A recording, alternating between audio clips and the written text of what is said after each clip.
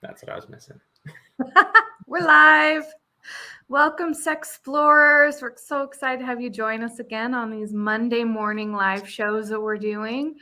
This has been really exciting for both of us, really fun, fantastic way to create education and reach more than one person at a time than in our private practice. So welcome to Sex Explorers podcast. It's a collaboration between myself, Cami Hurst. I have a PhD in clinical sexology, marriage and family therapist, certified sex therapist, and the host of Sex Therapy 101, which is one of two places where you'll find Sex Explorers cross-posted. And my fantastic and fun co-host, Braxton, why don't you introduce yourself? Hey, I'm Braxton Dutson. I'm a certified sex therapist in Salt Lake City, Utah, and host of Birds and Bees podcast. I really enjoy talking to individuals, couples, but in particular, my podcast is based on parents, and more recently, I've been moving more towards clinicians as well.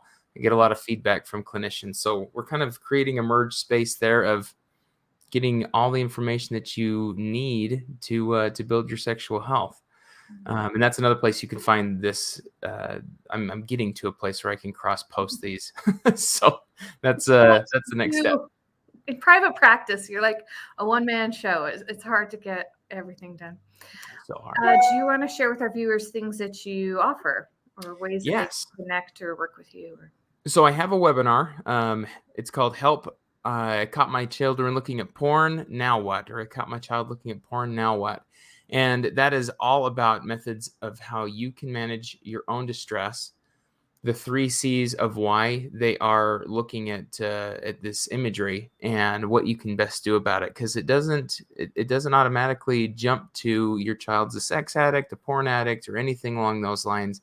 Mm-hmm. There are a lot of reasons why you've caught them looking at pornography, and there's a lot of actions of how you can do that, but some of the best actions you can take are taking care of you. And I go through those ways and take you through some step-by-step methods, as well as to better understand your kids. So that's one big project I've got going. And then some presentations coming up. I've got a presentation in April at Project Connection. And I also have a presentation that for clinicians in particular, over at the Generations Conference in Salt Lake City. That was going to be a fun one. That's going to be so fun. I'm glad you're offering that webinar. I think this week referred a friend to your webinar and also a client to your webinar. Yay. Thank you. So I'm like, yeah, I can tell you, but go by Braxton's webinar. So I've gotten some good feedback from it. So I'm excited to hear more and more and have more people go check it out too. We just keep getting positive reviews for it, which is great. That's awesome. That's awesome. I've got a few things in the works if people are interested. Starting April 10th, I'll be hosting a 4-week CEU class for clinicians about sexual health competency. It's 8 ASEC CEs. People can find out about that on my website if you're a practitioner. I'm also preparing for a presentation at the end of May for the Idaho Sexual Health Professionals Association. It's an association here in Idaho for doctors, mental health professionals, multidisciplinary about sexual health. I'll be presenting for that. And in the fall, I'm really hoping to get some groups run for individuals, a desire group for women online and an orgasm help group for women online. So look for that. I'm hoping that the summer gives me enough time to get that. I'm a little bit of a perfectionist, so it's hard to say, no, I'm ready. Cami, that's so exciting. I especially like the therapist one too, that if you have an inkling or a desire or a thought of, hey, maybe I want to become a sex therapist, going to a training like what Cami's got is absolutely imperative. It starts you off with 8. You got 8 CEs for ASEC. Just what every sexual health profession, what every mental health professional needs to know about sex. Yeah. Yes, and ASEC CEs don't expire. So if you're like, maybe now, maybe not. So many people I've talked to thought you have to do it all in succession. Take it now, get some of that base, work with your clients with the education you get now, keep those CEs, and you can continue to work yourself into becoming an ASEC certified sex therapist. It's a great way to start. Yeah. So hopefully those things go for me. Hopefully those things go for you. This is so fun to hear what everybody's working on to benefit the community, right? Oh, yeah. Mm-hmm, mm-hmm. Pretty excited for it. Well, we have today question and answer, Q&A right? day. It is. It's a Q&A day. Big fan of Q&A day. There's always some really, really cool questions that have come in, as well as questions that that we've experienced in the past that, or even on some of the groups that we've been in. That's been a lot of fun to be able to engage. And so as we start off today, one of the things that I was thinking we ought to do is just start into them. We'll have that banner across. But if you're watching and you have a question in particular, shoot us a message. Wherever you're watching from, it comes directly to us. And if we can get to it today, love to be able to get to it today. If not, then it's going to show up in our next Q&A, which is always fun to do. Okay, so we'll jump right into the first one. How's that sound, Cami? Good. I'll pitch it to you. We'll see your thoughts. And I love this question. So a listener writes in, they are self-conscious about their wife not being attracted to them because of their weight. I love the different gender stereotype in this question because often it's a female who's got some body issues. Men struggle with body image also. So I love this question. They are self-conscious about their wife being attracted to them because of their weight. He writes, she's attractive, and I worry she only has sex with me because of our vows. I feel pathetic and unattractive and not very manly. It was so honest.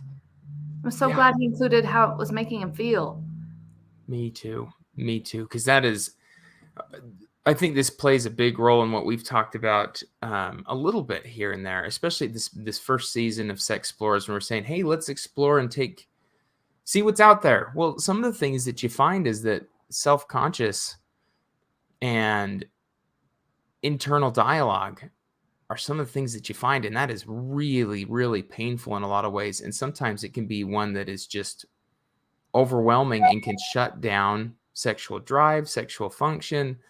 It's really, really difficult. So I'm really glad that he's bringing this up, because some of the hardest things to get over oftentimes are right up here. In our own mind. Yeah. The story in our own mind can be the biggest obstacle for sure. Absolutely. So I think if some of the things that, I mean, this email that was sent in, or this question was really, there was a lot of detail into it, and I only have 200 words to put into it, so this is a nice breakdown. So if you hear some of the things that get brought up, it's because we have a little bit more background. But when I'm talking with someone that starts to experience more of the issues around body image, I really encourage, without them being in my office as their therapist, I start to encourage people to notice what the stories are. And for this individual, it sounds like, I'm not a man. Well, really explore what is not being a man. So I'll speak to that just a little bit. I think we can bounce back and forth if you're okay with that, Cami. For sure. Not being a man. So breaking that down, as I've spoken with a ton of male identified people, that when someone's not feeling like a man, usually it falls under the categories of, I don't have strength. I don't have a certain type of sexual performance or stamina, or I'm not able to protect or manage some aspect. I'm not in control or over a family unit, a relationship. I should be in charge. That is usually, it falls under some of those categories. Would you agree, Cami? Is there anything you add to that? Like those archetypes of manhood that we have in our culture are pretty strong. Those definitions of what makes a man can be really rigid in some communities. And then that self-judgment, if your talents or your strengths or your interests don't line up with the cultural definition of manhood, it can be really overwhelming to reframe that. Absolutely. So in this situation, some of the background that's also there is that he's having a difficult time with erection at times, and sometimes with orgasm. A lot of it is based on, I don't know that she'd want to be with me if she had a choice. Again, what's happened is the mind is taken, I'm unattractive. Who would want to have sex with me? Nobody. So it's already created its own story. And that story, erectile dysfunction, which he's saying he was recognizing that it's his anxiety that's creating this Erectile dysfunction, it's not necessarily biological or relational. It's his own anxiety. I'm so glad he could recognize that when he wrote it. Yes. So glad he could recognize that. And that anxiety that gets brought up creates the story. The story starts latching onto ways that the story continues to be true, such as, oh, she's only in this experience. She's not going to tell me the truth, right? Because anxiety will manage that of like, oh, no one's going to tell you the truth because that would be mean. Second, she's so attractive, she wouldn't want to be with me. And so she's just having sex with me because we have vows, values around being in a monogamous relationship.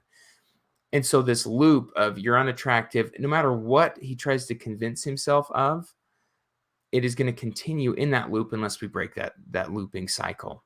So in those situations, being able to address either one, having a frank conversation, hey, I feel unattractive. What are the reasons that you engage in sex with me? You either one, find out in an honest conversation why. You can have a plan that's based off of that. Or two, you start finding out why someone really is attractive to you. And oftentimes you find out it's not because you have six-pack abs. Those are just a couple of the spaces that we start into to see if you can directly affect one of those cycles, because I'm sure there's multiple. You have any thoughts coming up, Cami? I think our culture hasn't been very kind to us in terms of attraction. What is attractive changes every 10 years, and it remains elusive for most of us. And it doesn't take into account the reality of aging. And it's just unfortunate. I think we put too much pressure on attractiveness being visually appealing, when we look at the science of attraction, there's so many other areas which make people attracted to us. And when we get really stuck on this, are we visually appealing? We're cutting attraction short. Attraction exists. We can be attracted to someone's intellect and their social self and their personality. We can be really attracted to the way they interact with us, the way they make us feel about ourselves. We can be attracted by someone's smell, by their energy, by their goals, by their dreams, by the effort they put into our partnership. And so we get sold a load of crap when we define attractiveness as what is visually matching up to what society has said is the right way to look. Yes. And it's really unfair. I think it's cruel. We need to realize most committed couples are hoping to have sex into their 60s. So how are we going to get there if sexy is defined by being fit and young and flexible and firm? We're not going to get there if we hold on to that idea of, one of my favorite quotes by Marty Klein is, if you don't fit within your definition of sexy, something is wrong. Mm-hmm. And I'll say that people's minds will be blown. They're like, no, I don't fit within I don't fit within my own definition of what's sexy. Okay, we got to work on that definition. Yes. That's rigid. We got to flex up our definition of sexy and attractive. Absolutely. Absolutely. One of the questions that he asked, he said, I'm taking this new medication for weight loss, and I should be where I essentially want to be in 6 months. One of the questions, he says, what can I do now, though, besides wait for 6 months? The risk that goes into just waiting for 6 months is that we still have the mental thought of, if I ever get back there, then I am undesirable. Two, we've already started a pattern of, if we're looking at ourselves, what the negative features are in us are affecting his erection, his sexual performance and engagement, as well as the nervousness to even initiate sex with her. So those need to be addressed. So what I do encourage is utilizing something that would be similar to dialectic behavioral therapy, which is the acceptance and knowing that things will and do change. So there's a certain level of, like, you can't hate yourself out of weight. You can't hate yourself into weight. You can't hate yourself to do really anything. It seems to be like a great concept to try and motivate, but it's not a super great motivator. It usually demotivates, especially over the long term. So encouraging that self-love, and also identifying what things you are great at, just like what Cami was talking about. Accepting, this is what I look like. I got to this place, and we can accept that, And then also start identifying what are the things that you are doing that are helping you get to another place or that are helping you engage in acceptance of the situation. If you're like, hey, I really don't like what I'm seeing in the mirror, or I still continue to think that I'm not attractive. If you are moving your body, again, this doesn't have to be heavy, heavy exercise, but you've got a plan, own the plan. Okay, I'm working towards it in 6 months. I'm going to go for a walk. I'm going to make these changes. Changes don't happen in a linear mode. We're going to go up, we're going to go down. Knowing how change happens can be really helpful in trying to accept where we're at right now and where we're going to be. And that acceptance aspect of taking deep breaths, knowing where you're at right now, can also help us as we move into maybe mindful sexual experiences where we're just enjoying pleasure and connection with each other versus you've got to have a sexy body here in order for this to be pleasurable and connecting. Yeah. And I've got a couple little thoughts in my mind. Sometimes there's a program or at least a movement called Healthy at Every Size, which can be really helpful to embrace. We're not always in control of that. When I work with older couples, maybe on some, prednisone or different drugs that are change how we look, or certain radiation treatments, cancer treatments change how we look and how we function. And so holding on to this rigid idea of attractiveness will work against us. But I do like some of the more mindful approaches out there, like Healthy at Every Size, like Lori Brado's book, Better Sex Through Mindfulness. We've talked about that before. And to realize that judgment is an antithesis, it's the villain of pleasure. That we can't really be in a state of judgment mentally and also be in a state of experiencing pleasure. That those don't work together. And so some of that work is suspending self-judgment. And I was listening to a podcast, I can't remember, they were talking about if you are walking around one day and you're feeling pretty good, and then you walk past a mirror and that just deflates your sense of self, that judgment, that we should really be using our internal, how am I feeling today? I feel pretty good. I'm proud of the way I showed up. I don't always want to do the dishes, but I did. And I'm so proud of the way I blessed my family today. And using different benchmarks to measure our own attractiveness of, I'm proud of who I am. I'm worth being attracted to. I bring something to the table. I'm valuable to be a partner. I'm valuable as a parent. And really reclaiming your own sense of value. And maybe that means I'm not going to look in the mirror, because that's when the liar in my brain shows up and changes the story from I'm feeling pretty good today to, but I don't deserve to because I look this way. So, recognizing those lies that show up, those stories, and we can use confirmation bias to our advantage. So, if you're noticing all of your thoughts are pointed toward, I shouldn't feel good about myself, then we're going to need to get really structured about, these are all the ways I should feel good about myself, and reinforce those to see if it changes how we show up. 100% agree. Yeah, internal validation rather than the external validation of I'm so worried about what my partner thinks, instead of I'm not sure what my partner thinks, but I know that I'm desirable. I know that I'm worth loving. I know that I'm worth appreciating. I know that I deserve pleasure no matter how I look. I think that you just stated it there. The big part is pleasure. If we can refocus from I am in charge of my partner's pleasure, and the only way that they experience this is through visual stimulation. Again, the anxiety and stress really funnels down to one or two things. Like, this is everything, just like what you're talking about, Cami. And I wonder if this individual, they themselves rely very much on visual stimulation. And so they're projecting that their partner does too. Probably. So that they don't experience multiple forms of attraction because they've been maybe too focused on the visual aspect, and they're projecting that their partner does also. And so that would create a lot of insecurity. Yeah. I agree with that. One of the things that when he's also talking about being unattractive, pathetic, and not manly, oftentimes strength can come within that, or like not strength coming from that, but you can look for your strengths or trying to find the things that do bring strength or what you want to feel. Mm-hmm. And I do encourage exploring that. If you actively physically feel weak or something along those lines, find out what the next step is. I think that one of the hardest parts about any of this, when we're looking at pleasure and connection, and someone comes in and talks to us as therapists, they want the whole picture and they want the whole picture right now. Because obviously we want change, and there's a lot of changes that would be great to have all at once. But if you know what your next step is, or if you can explore, I'm just going to do a little bit more each day, Mm-hmm.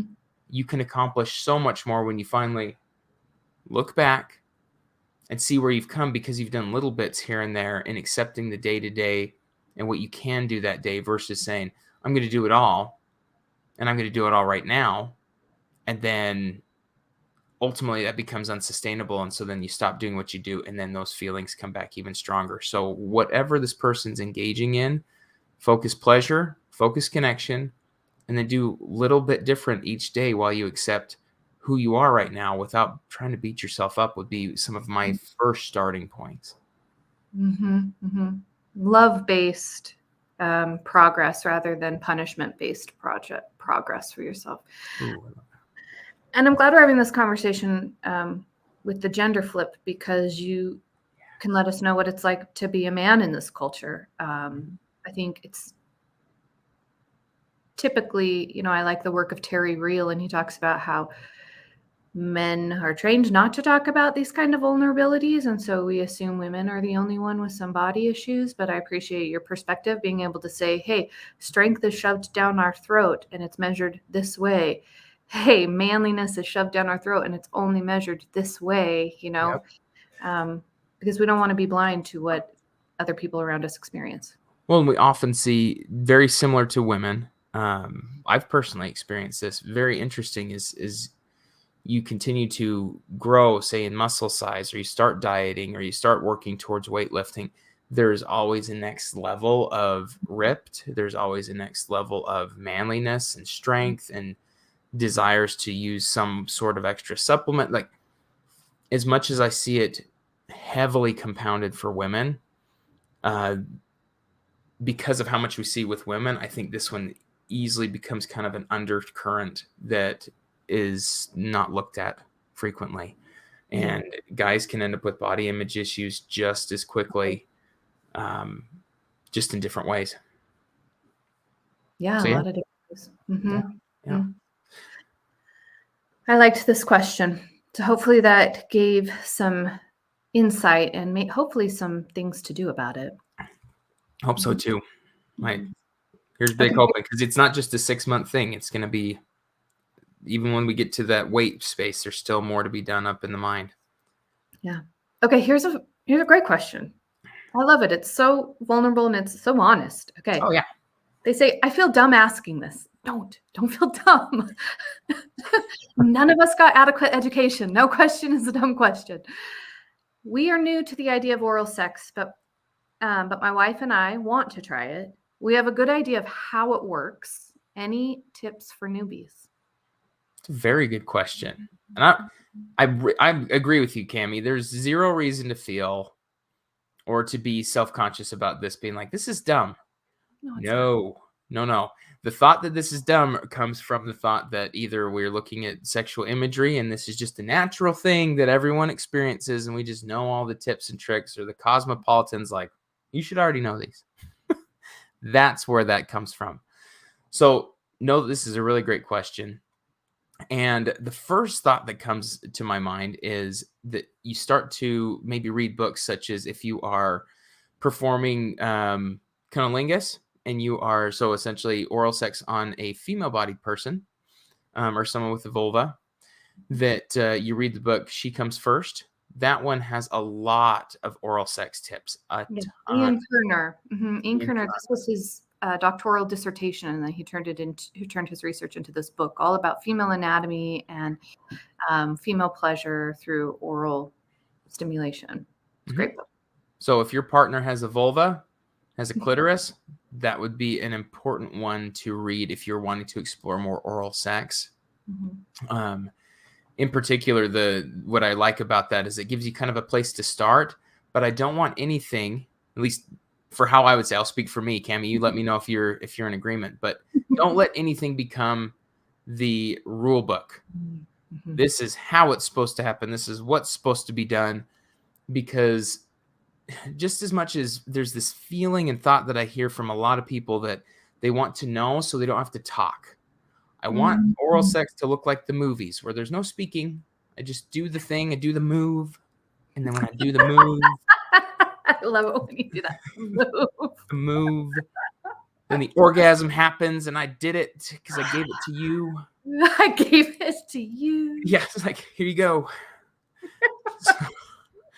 So that I get that that's kind of like, look, I've got this skill, and there is skill, but there's also skill in the sense of the quick ones are, unless the partner directly asks for it, try to avoid using teeth. Teeth don't Mhm. typically have any type of movement. It can provide sharp sensations, painful sensations. So whether it's on a penis or a vulva, I would say avoid teeth. But then also go with the cues and ask your partner what they enjoy, because texture, if they like lip sensation, if they like tongue sensation, if they like certain types of pressure, temperature, rhythm. Too wet, If, too dry. we could go into all the different things. Do you like circular motions? Do you like to be directly contacted on this part of your genitals? Do you like to be directly contacted on this? Just because someone has a clitoris doesn't mean that that is the only target focus, because it can be way too much stimulation. Or maybe there needs to be more stimulation. Same with the penis. Just because the underside of the tip of the penis is really sensitive, it could be too sensitive. Maybe someone likes it to be more sensation in a certain other area of the shaft of the penis or the tip of the penis, or different sensations that are pulling or pushing. All of those things to be said is that as much as we may want to have no conversation and just know, you need to get to know your partner. And that means the best way is actually to talk to your partner about what feels good and to get some feedback. What are Yeah, your their thoughts? self-report matters more than a bullet point you read in an article about what's supposed to be enjoyable. If Yeah. it's not to your partner, don't stick with it. Let the partner self-report dictate what's pleasurable for them. And Ian Kerner has the follow-up book of He Comes Next, which is oral sex for a male-bodied individual. Hmm. Um, and I think oftentimes when we're talking about the female orgasm, we're asking, is there enough clitoral stimulation? But I like that you pointed out there can be too much stimulation. The touch might need to be lighter or less or indirect. I know many women that I've worked with who were non-orgasmic. The issue was that they needed indirect clitoral stimulation because direct clitoral stimulation was too much. There was too much nerve endings. It felt like rubbing your eyeball. It just didn't feel good. And so figuring out the kind of stimulation necessary is really important. But also, I think when it comes to oral sex, understanding that climax doesn't need to be the goal. So you didn't fail if you weren't able to help someone complete.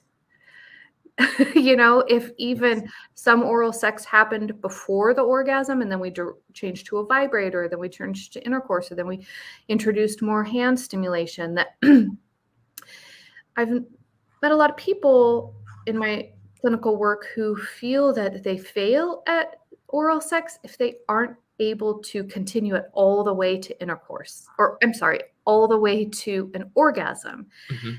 The goal is just pleasure. And some things can be enjoyable, but not always get you to, maybe you don't have the stamina if it takes 10 minutes, that's fine. So some of what I like to dispel is what's the goal of oral sex here for you?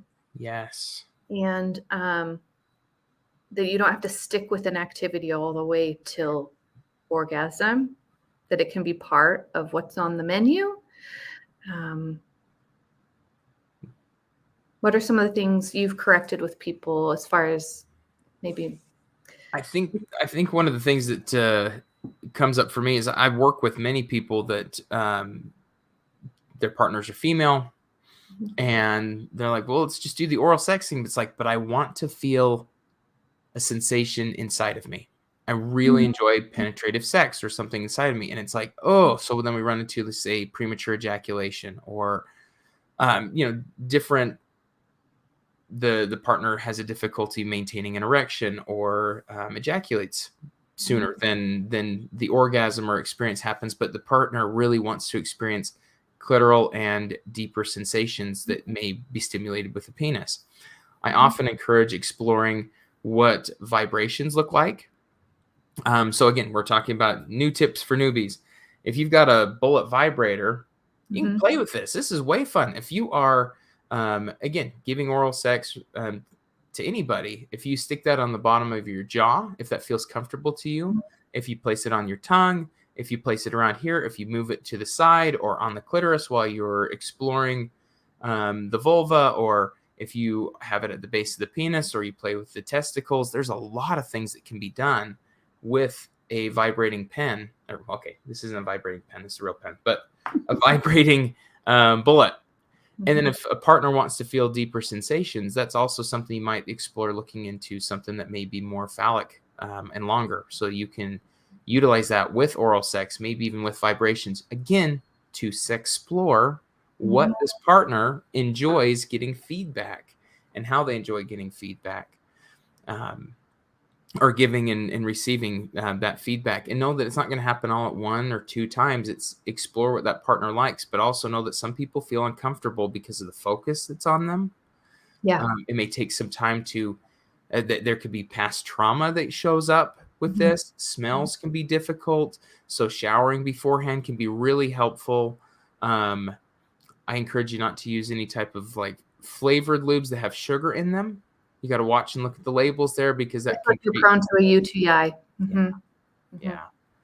The next place I do encourage people to go, which can be a little bit off-putting to some individuals, so I have to give a disclaimer that there's actual people exploring what stimulation they enjoy, but these are female-bodied individuals. It's research based on female-bodied individuals, so I'm going to share this. Yes, this is a great resource. OMG, yes. They have like season 1, season 2. I don't know if they have a season 3 yet. I'm not sure either, but I wanted to show this first page. This is where you get to, and people are like, I didn't see anything. Go to see what you'll get.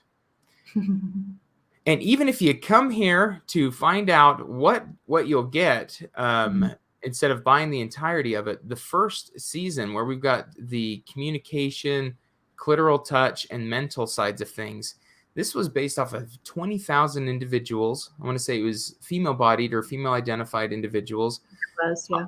Talking about what sensations they enjoyed most. And they've come up with these 16 different ways that... Yeah, and I love this because like the old tired idea was women are so different. Women don't know what they want. Like sex for women is so hard because, and it's like, no, it's not. There's like these 4 common touches. There's these 4, Yes. I think it makes it feel much more approachable. Agreed. I really like it because you can start. The one that I think is, when you look at consistency, orbiting, layering, all of these things, if you take some time to look at it, I especially like that down here is like by 71% of women, like by 82% of women, framing, like by 99% of women, 64. Like you can go in here and be like, who am I and what do I experience and what do I enjoy here and how can I learn more about it? Exploring those can be really supportive. They get into different seasons, like exploring more with penetration techniques and orgasm and things along those lines, and then techniques with toys and stuff like that. But I think for sure, I like season 1. The only thing that I have to give disclaimers to is I work with a lot of individuals that are very worried or experience distress around sexual imagery or seeing other people's genitalia. This is one that will show female genitalia, show the person with the vulva, identifying how they like to be touched and showing you how to do that. And some people found that uncomfortable or not a part of their relationship agreement. And so that is something to take into consideration before buying the program, is having a conversation with your partner and maybe watching these together, knowing that it's not filmed in a way that is on like the side of pornography. It is filmed No. in a way that's based on, let me show you how I experience this through masturbation. Yeah, And I'll tell clients the same thing, that, hey, this is medically graphic, but I don't consider it pornographic. The intention is education, not entertainment. Many people do get aroused just by any sexual stimuli, but it's not the purpose. It's not the intent. It is medically graphic, and we're not used to seeing medically accurate depictions of our reproductive parts inside or out. Yeah. I do want to say too that oral sex is some people's favorite, but it's not everybody's favorite. And so we're going to say, don't yuck my yum, that there are people who love the smells and the tastes and the textures that are produced. And some people really have a higher disgust response and don't enjoy the tastes and the smells. So, to be really open to your partner's experience. Unfortunately, I've seen couples shame each other of women like this, or men should like this, or something's wrong with you, not me. And just to be open to the fact that we're going to have different tastes and preferences. And there are going to be couples where one likes to give or receive oral sex and maybe another is less comfortable with it. If you're wanting to prevent STIs and are interested in oral sex, there's some things to learn there too, is that, not everybody loves to use a dental dam if they're engaging in oral sex on a female-bodied individual. You can cut a condom to create a barrier, but there are some really great new latex underwear that are comfortable to wear, that stay in place. You're not having to hold anything. I know couples who use this maybe when the woman is menstruating and still engaging in oral sex, or maybe a husband enjoys giving pleasure, but not the smell and taste. And so that can be a block for that too. So there's some things to do to work around everybody's tastes and preferences if they're interested in exploring oral sex. And those are one-time use, right? The latex underwear, I believe so. I need to look at them. There's a new brand out that caught my eye, but I didn't purchase them or read the instructions yet, so I'm not sure. Oh, I was like, I know there's some that are single use, so read into that if you get some. Some are single use. There may be some that are multi-use. That's important. All right, well, we'll hop into this other one. My husband, who loves me and cares for me, has simply no interest in sex at all. Our last time is more than 2 years ago. He promised we would do that he would do therapy. Is he a suppressed gay? Can I know? Is there a way for me to tell? I'm not sure. It's not in the email. It continued on with some more information, but ultimately it was based on confusion of I love him. I want to stay with him, but I really suffer in this hopeless situation. I feel very hopeless. And he says that we need to do something about it, but doesn't really do anything about it.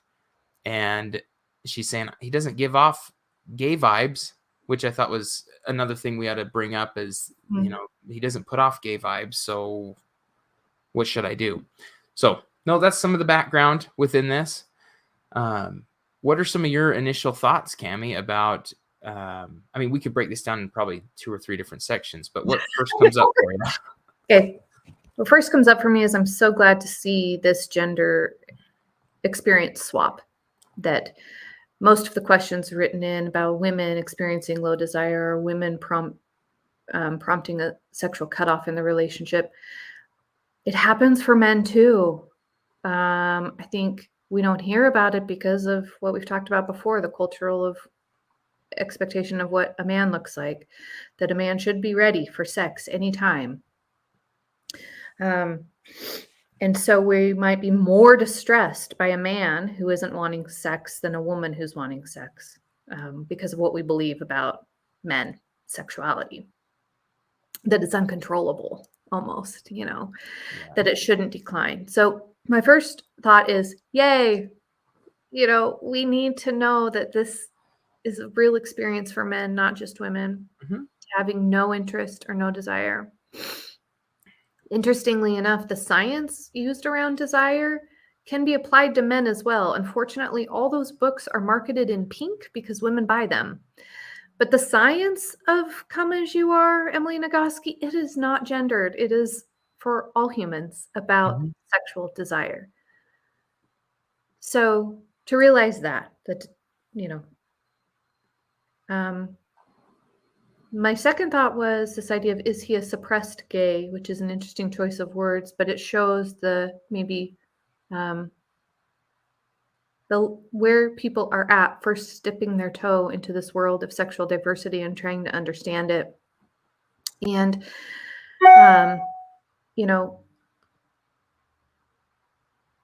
repressed homophobia is pretty rampant in our country, and I have worked with many mixed orientation couples. For a while there, it felt like my niche. You know how clients come in waves? It's like all of a sudden, Yes. everybody we're working with infidelity. Oh my gosh, all of a sudden, I'm working with so many mixed orientation couples. So clients come in waves. There was a wave there where I was like, oh, I've got all the mixed orientation couples trying to figure this out. Um, that could be a possibility, but it's not a silver bullet. There's dozens of reasons people experience low sexual desire. Yeah. One of them is a mismatched orientation, but not all of them. Mhm. Yeah. Those were my two initial thoughts. Tell me what your thoughts were. Mine was going with the same thing. I've when I read, I have a loving husband who cares for me, simply has no interest in sex at all. And then also putting the caveat on of 2 years. I start to go into one of our conversations a little bit ago, which is what sex might he be interested in? This is a question of what is the sex that we're having? Is the Or kind is of sex it, we're having enjoyable for you? yeah, is it enjoyable? Is it enjoyable for you, for him? Um, Shoot, we just started the question or the conversation here about someone being very self-conscious about being overweight. Mhm, So my first initial thought is, man, I wish I had a full assessment of the situation. mhm, Asking him, understanding this is why therapy would probably be a really great candidate for this person as well as couple, especially for sex therapy, because I would be just working through trying to figure out um, how long this has been going on for, what's been his experience, what's been her experience, has there been trauma in the background? And if there's no trauma, this still shows up without trauma. yeah, yeah. When people say, "Oh, you must have been abused if you don't like sex," it's like, "Whoa, that's one of a dozen Yeah. reasons," right? Yes, very much so. Past history within their sexual experiences, what has been the Mhm, expectations, um, what kind of shame might be involved. The other part is then we start also exploring orientations such as asexuality. mhm, And this might be something that, again, the only that person can answer of, I've just never really had this drive for sex, but I was kind of doing the thing because I was supposed to, or I figured I would start to like engaging in sex, but it's really not that big of a deal for me, or it's not something I want to experience, or I need to feel much closer to somebody before I engage in sex. And maybe there's a disconnect between them, even mhm. though they're saying that there's still love. I mean, there's a myriad of what things may be going on and what makes sex worth having. And And some are then biological, like, yeah, how much stress are you under? Do you have untreated sleep disorder? What's your fatigue like? What's your anxiety? Or, if there's chronic depression involved, um, things like that. medications. Mhm. Yes, what medications are you on? SSRIs are a huge killer of libido, so, all those kinds of questions where there's a dozen reasons someone can experience no desire. What's interesting is, yeah, I think that they're a great candidate for couple sex therapy because I'm not sure how much communication is happening. She's got a lot of stories in her mind that are scary. We haven't had sex from 2 years. What are we gonna do? Is he gay? How can I know? Yeah, I You agree. can only know if you ask. You can only know if you start to have enough security to explore that. Um, you know, most of the answers are gonna come between the 2 of them. Mhm. And instead of an external, an answer from a podcast like this. But hopefully we're opening up the options of where to go with this. Yes, absolutely. And then the second one was that, is he suppressed gay? It's hard to then move towards the thought of, well, if you don't want to have sex with me, then you're gay. That's a real big jump. Although I see where people's Misunderstanding of male logic. sexuality. Yeah, it's like, well, men must want to have sex, so you must be gay. Or having an affair. I get that one quite a bit too. Oh yes. If you're not having sex with me, you must be having sex with someone. This idea that a male sexuality cannot be contained, it has to be expressed. And so it's being expressed somewhere, and it's either with me or it's with someone else, which is erroneous even when we're having sex and then there's things going on in the background. Like, yeah, there's a lot of errors in that thought process. But no, I don't know that I haven't seen research on gaydars or being able to get a feel if someone's gay. Some people will tell you that they'll tell it within their kids, or that they knew from a partner and then that came out. Those, as far as I know, Cami, maybe you can correct me here, but I think those are all anecdotal, and it's kind of like almost in the sense of like, I had a sense that you were going to have a boy for your baby. Like, I could see it in your face, or, oh, you threw up when you ate pickles, you're having a girl. Like, as much as maybe some things are within that, we don't have research about it that I know of. And when it comes to saying like how, the vibes that like he doesn't give off gay vibes, it's really hard to say what gay vibes are unless you're identifying, saying like, oh, he doesn't wear his hair in a more, I've lost the word. Anyway, actions, voice tonalities, or dressing a certain way that might identify it. I'm losing the word of essentially someone saying like, oh, this is a stereotype. Thank you. Stereotypical of what an out person might identify as. But there's a lot of people that are gay that are not stereotypical like that. Yeah. We like to put people in categories because it makes it easier for us to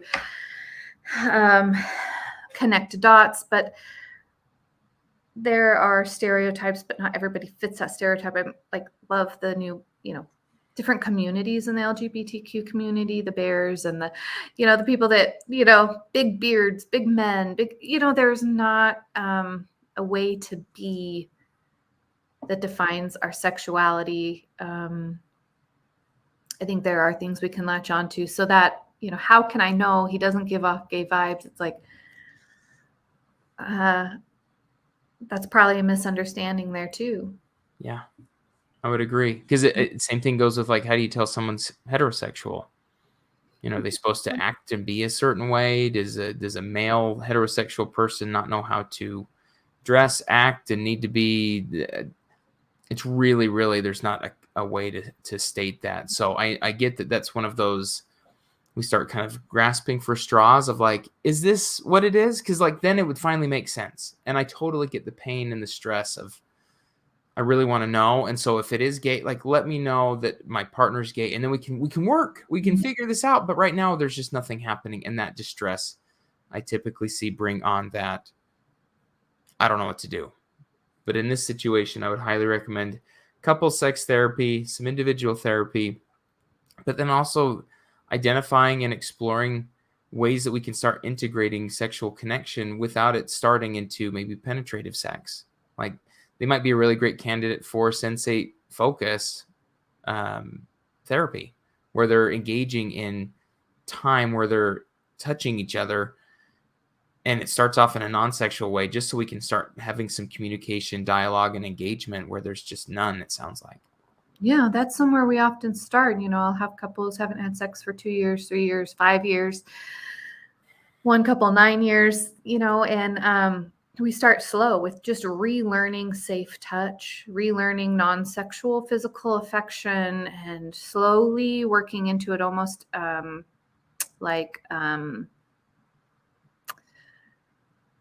phobic reintroduction really slow, so that then we can go, oh, that's when my wall came up. Oh, this is exactly when my discomfort showed up. Oh, this is exactly when I started to feel anxious.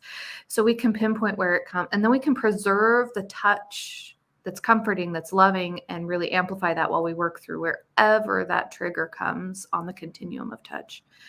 I think something interesting too that she said in this question was, he keeps saying we must go to therapy, but nothing happens. And so a little bit of education on this idea of the theory of change in therapy, that some people are in this pre-contemplative stage of change where they're thinking about getting ready to change, but they're not ready to change. And it sounds like he's stuck in that pre-contemplative stage, and she's definitely ready for change.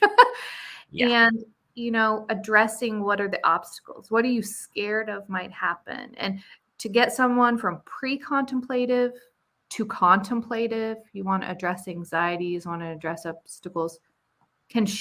Does he care if she makes the appointment for a couple sex therapy session?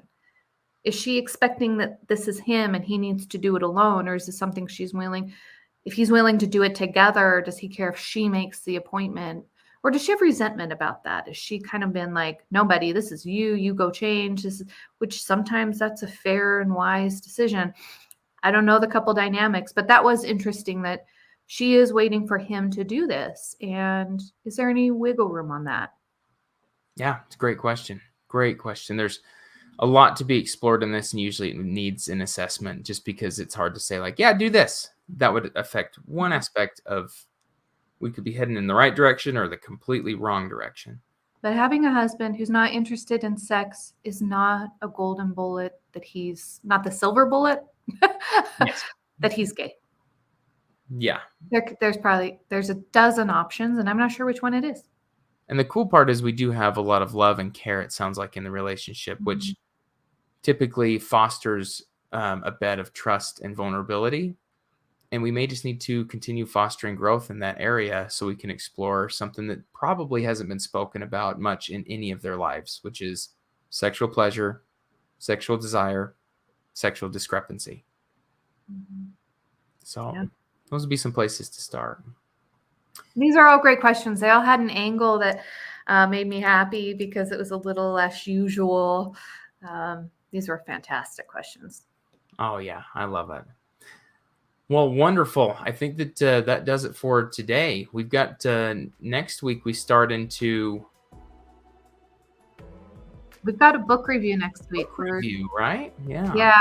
For Sexy Book Club, we're doing No Bad Parts by Jamie Schwartz, the father of internal family systems. We're going to talk about how we can use that as a lens for sexuality.